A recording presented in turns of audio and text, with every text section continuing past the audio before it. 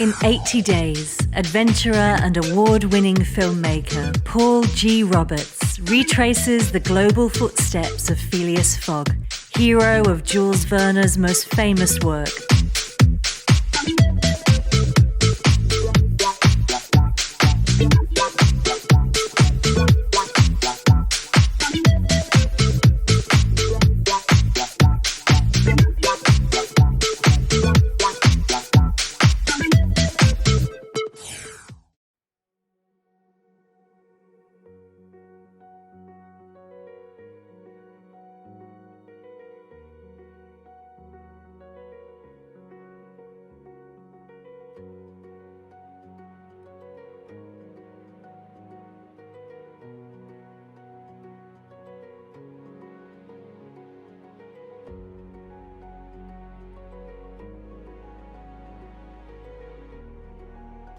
Now, this is the story of, or the journey story, from Siena to Rome.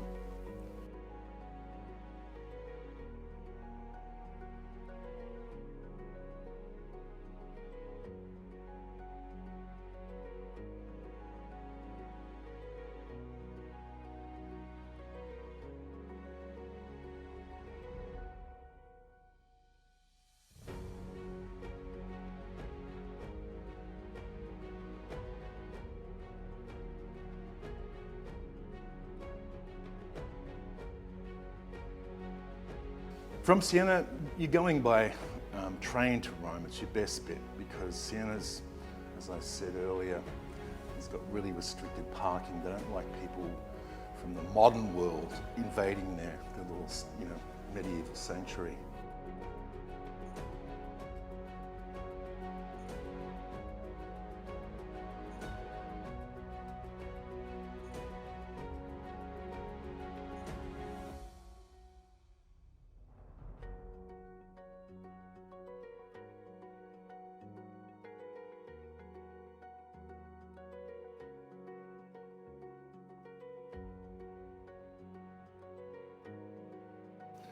And Rome's crazy traffic and inability to park anywhere, you really just don't want to be laboured with having an automobile for the journey and also when you get to Rome because you won't need it. Like for me, I stay in the centre of Rome.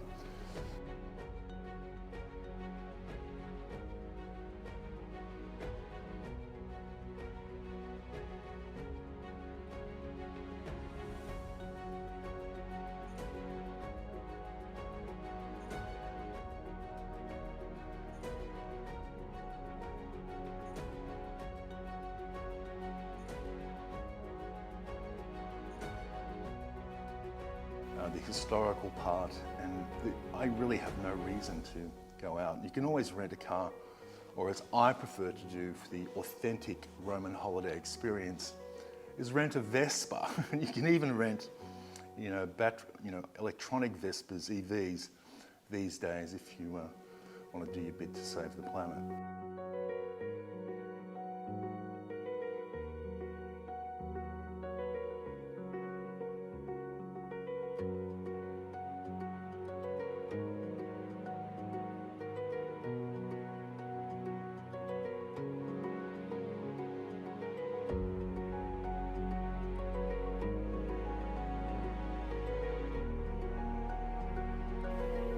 Now the train makes it easy to cover. It's only 145 miles, although it's not a direct route because Siena is off the main grid.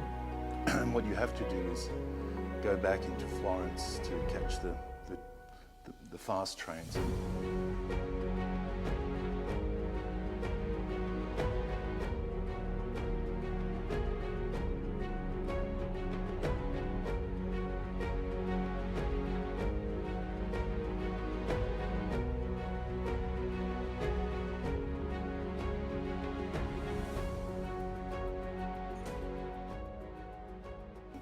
There are 36 Trenitalia trains that depart Siena each day that will get you to the Roma Termini station. And some of the Alta Velocità, the high-speed ones, or the others are the Regionale trains, which aren't quite as fast and make more stops along the way. But you get to see more of the countryside.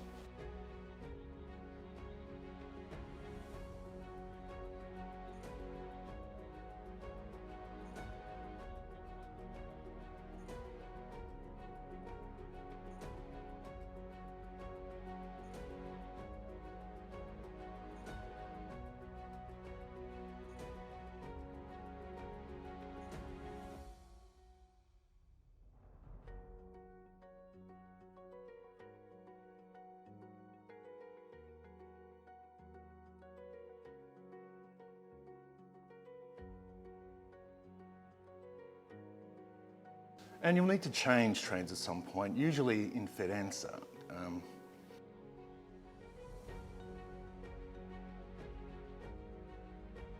But it's a quick train and there's lots of versions. So, or you can take a regional train from Siena to Chiusi-Chianciano Terme, and then another regional train from Chiusi to Rome.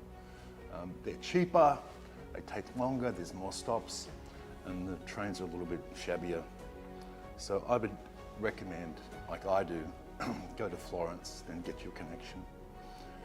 And once you get to Firenze Santa Maria Novella, you can take an Italo train to the Roma Termini or Roma Termini. The Trenitalia Regionale train from Siena to Florence takes about an hour and a half, and then the Italo train from Florence to Rome takes just another 1.5 hours.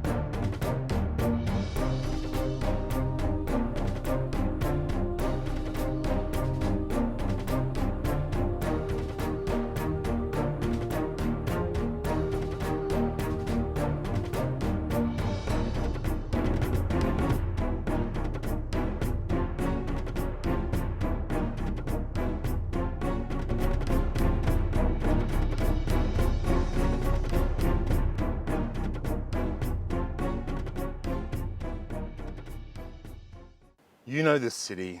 There's nowhere else on the planet like it.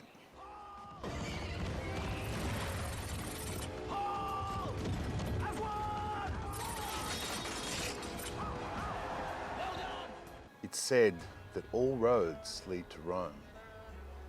It's the eternal city. It's the city of dreams, of the Colosseum, of gladiators, of the Caesars. It was the cradle of the greatest civilization, the greatest empire the world had ever seen up until that point. It's Rome, and this is the history of Rome.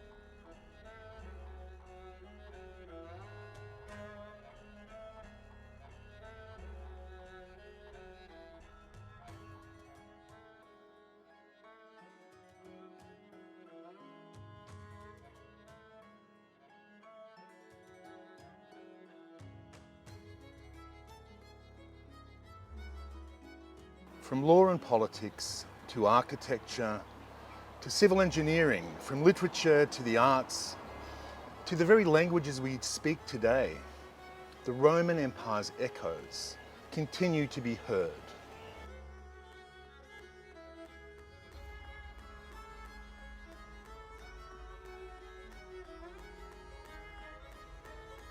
It's a place where I've always felt moved whenever I've been there. You're literally walking through the past, centuries of history. Whether you've studied Latin or the Bible, or just happened to watch the odd, gladiator film, Rome echoes in eternity, just like Maximus said. The things that you do in this life echo in eternity. First, what we do in life echoes in eternity.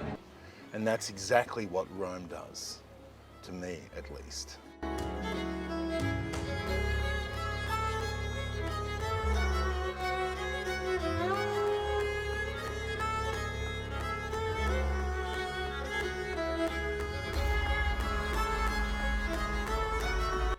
The foundation begins in the Latin city of Alba Longa. There, the twin newborn sons of the god of war Mars and a priestess who was sentenced to death by their great uncle. But Romulus and Remus were saved by a she-wolf and raised by a poor shepherd. Now, is that a great origin story or what?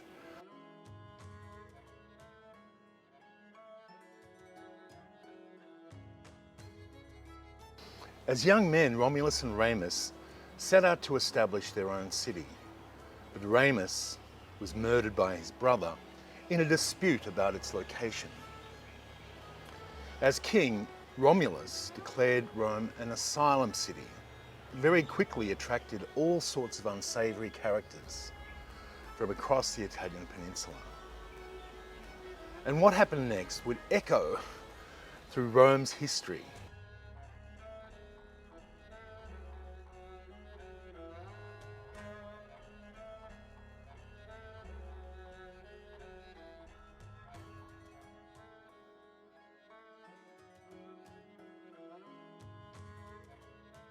The mysterious or violent death of the ruler. First, it was the Sabine king, Titus Tatius, who died during a riot. Then Romulus himself disappeared during a storm. In the myth, he became a god, Quirinus, and left this earthly realm. But realistically, he was most likely killed by a political rival. And during the reign of the second king, Numa Pompilius, key Roman elements appeared, including the 12-month calendar, Vestal virgins, and the position of pontifex, which is now a priest. Numa was overthrown by 5 other kings, the last of whom was called Tarquin the Proud. Not only murdered his predecessor, but he was overthrown by the people. Thus was the Free Republic of Rome born in the 6th century BC.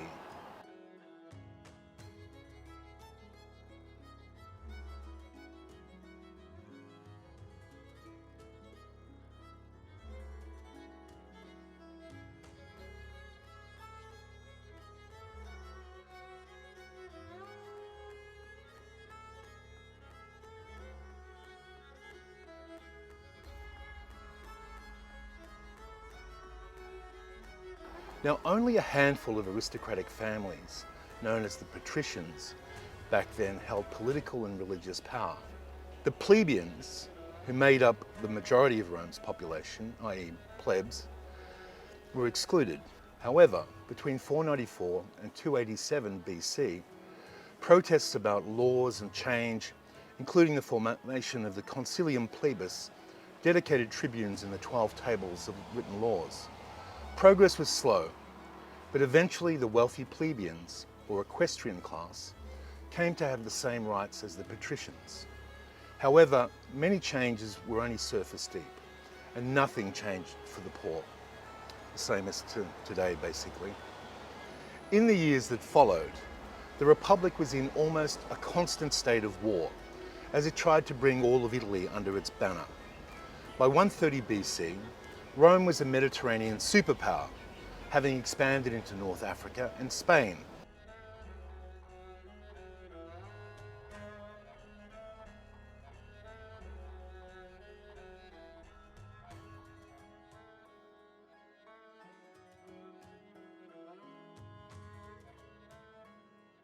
Following the Punic Wars of Carthage.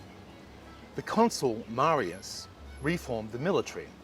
By 102 BC, soldiers were paid for their service and given farms upon retirement.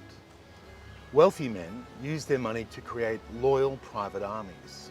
Corruption and greed in Rome led to civil wars starting in 88 BC, when Marius's rival, General Sulla, marched his army into Rome.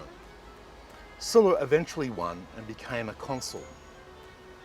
Now, Julius Caesar, in 49 BC, Rome braced for civil war again, as General Julius Caesar, who was the hero of Gaul, crossed the Rubicon River into Italy with his army. And he was about to face off against both the Senate and his former friend and partner, Pompey. Pompey mounted an unsuccessful military campaign, and he was assassinated by the orders of Pharaoh Ptolemy VIII, who hoped to win favour from Caesar, but instead a fateful meeting between Ptolemy's sister Cleopatra and Caesar led to a famous love affair and the Pharaoh's death. Princess Cleopatrassa, daughter of the two Rams, mistress of Sedge and Bee.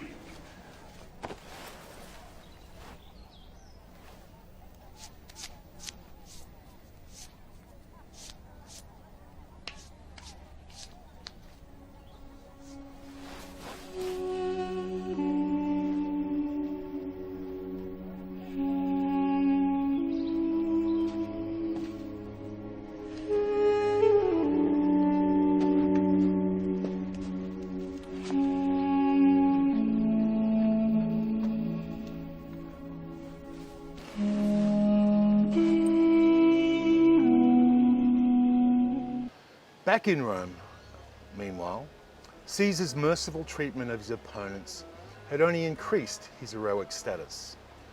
The Senate declared him an absolute ruler for 10 years, but Caesar overextended his powers and he made himself dictator for life in 44 BC. And doing so, he effectively signed his own death warrant. On the Ides of March, he was stabbed to death by some 40 senators on the floor of the government building. You remember the Shakespeare line, "Et tu, Brutus." Now, the liberators of the Republic faced the wrath of the Romans. Civil war eventually erupted again, and this time involving Caesar's trusted friend, General Mark Antony. Mark Antony's lover, Cleopatra, and Caesar's nephew and heir, Octavian. Octavian emerged victorious with the deaths of Antony and Cleopatra, and Egypt, with its vital grain harvest, came under Rome's control. It was the end of the Republic and the beginning of the Empire.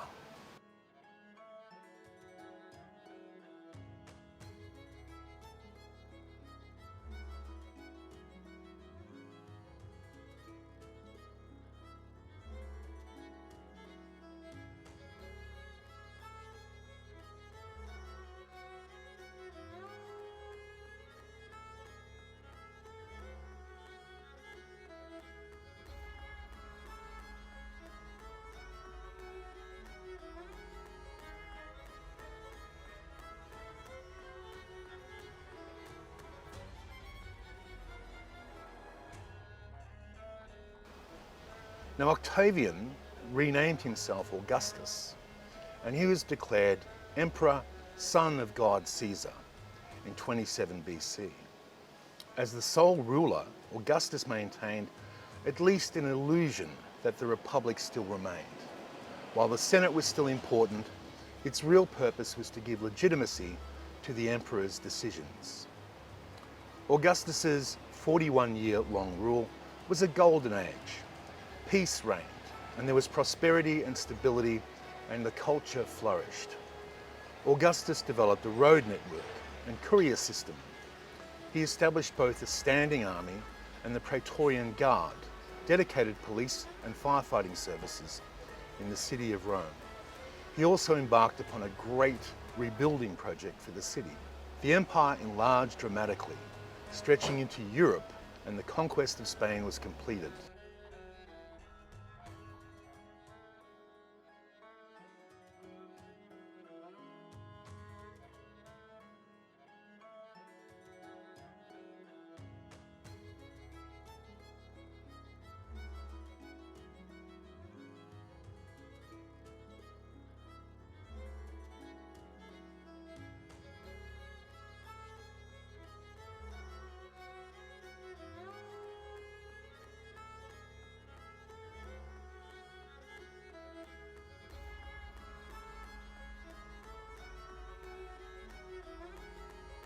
Losing 3 legions in Germania in 9 AD, however, brought an end to the Rome's expansion into that province. Now, when Augustus died in 14 AD, his stepson Tiberius succeeded him. He was a competent but disinterested ruler. Instead, he delegated power to Sejanus, the ambitious commander of the Praetorian Guard. After Sejanus had Tiberius' heirs murdered, the emperor went on a paranoia-fueled killing spree, convinced he was surrounded by his enemies, and ironically, he may have been killed by a successor, Caligula, in 37 AD.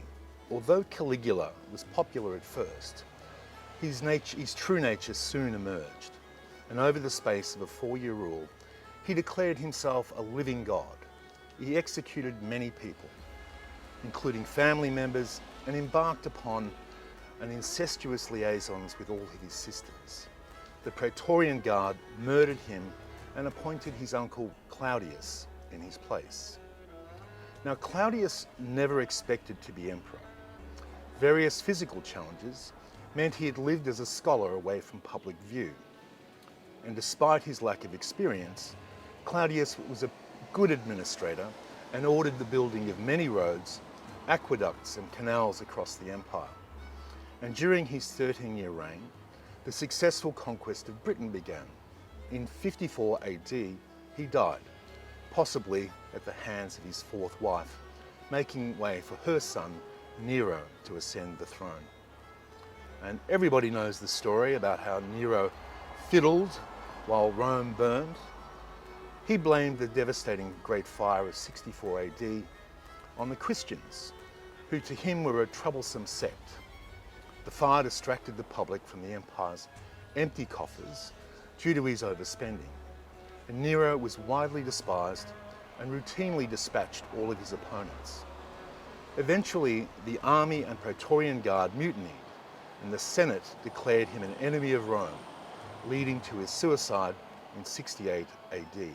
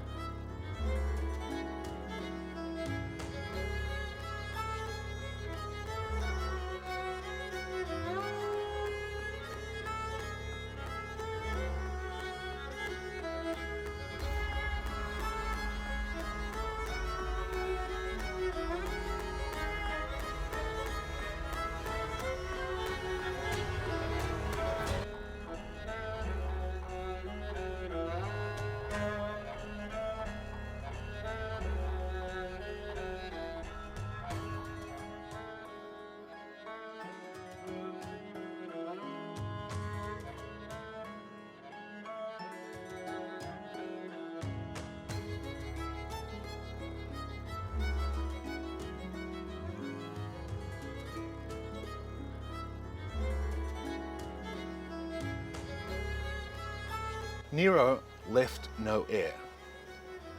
Over the following year, 4 men vied for the throne, and it was the 4th, a general from the equestrian class called Vespasian, who triumphed in 69 AD. Vespasian worked hard during his 10-year reign, restoring the empire's financial treasures, erecting many important buildings, including the symbol of Rome itself, the mighty Colosseum.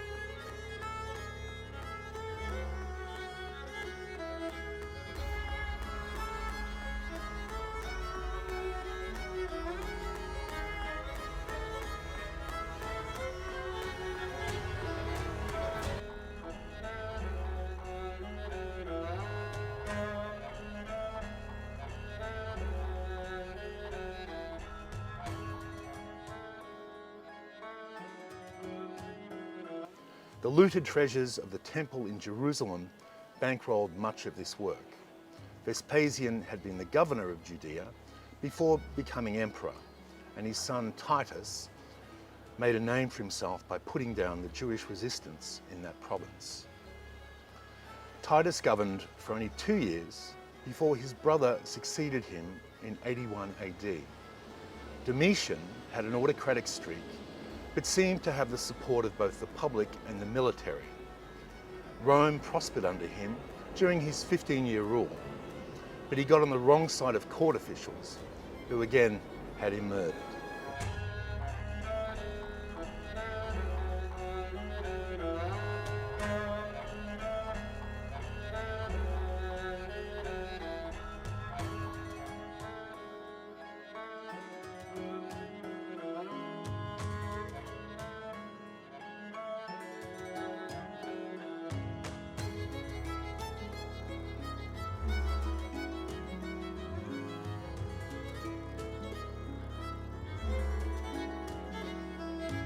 The 2nd century AD was an era of relative stability under the Nerva Antonine emperors.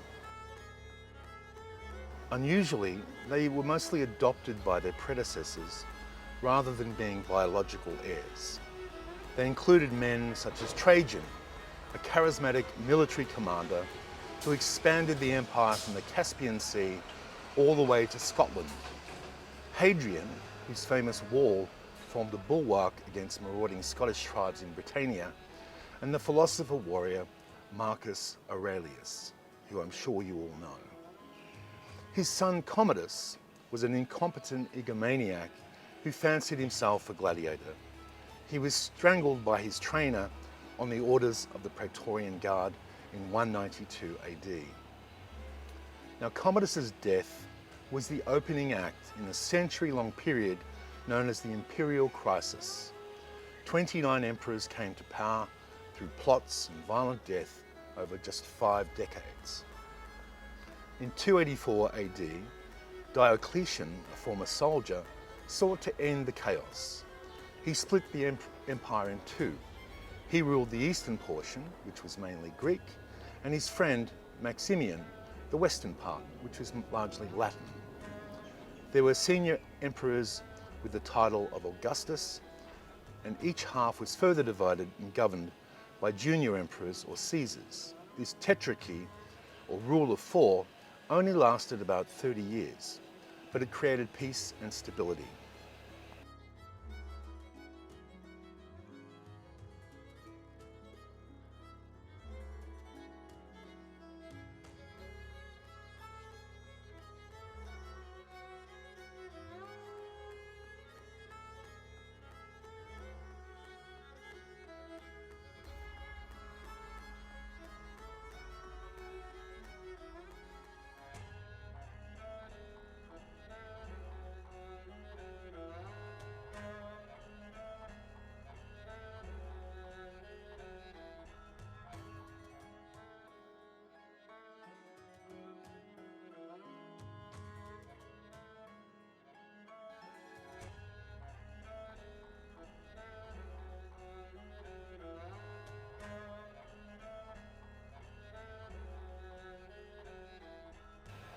Christians did not fare well under the new regime as they refused to worship Diocletian, who had styled himself on the embodiment of Jupiter on earth, churches were torn down, sacred writings burned, and followers were persecuted. Paradoxically, this only made Christianity stronger and ultimately led to the abdication of both Diocletian and Maximian in 305 AD.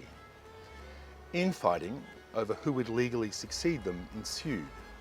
Constantine, the son of former Western Caesar, emerged victoriously.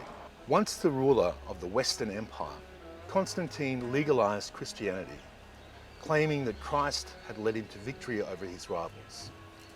However, he made sure not to alienate those who still followed the old religions.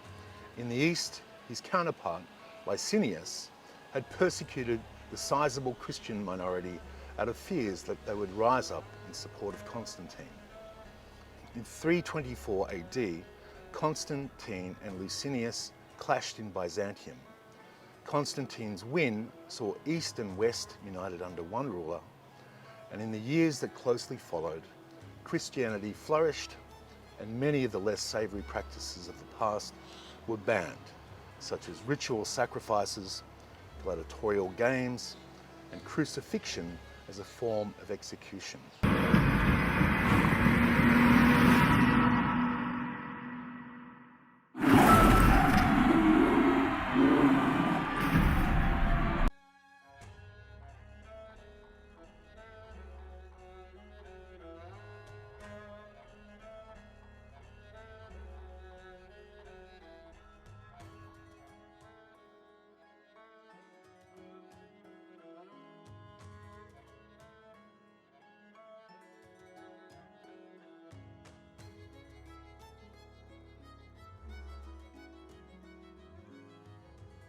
In just 6 short years, a magnificent new Roman capital was established in the ancient city of Byzantium. New Rome, as it was known during Constantine's life, lay between the eastern and western edges of the empire on important trade routes. Eventually renamed Constantinople, modern-day Istanbul, it attracted people from across the empire in search of a better life. In time, the empire was split into east and west again. In 476 AD, the Western Roman Empire fell after years of fending off the military and political intrigues of barbarian interlopers. The Eastern Empire continued on as the Byzantine Empire, finally collapsing under the might of the Ottoman Turks in 1453. After almost a millennium, the Roman Empire had come to an end.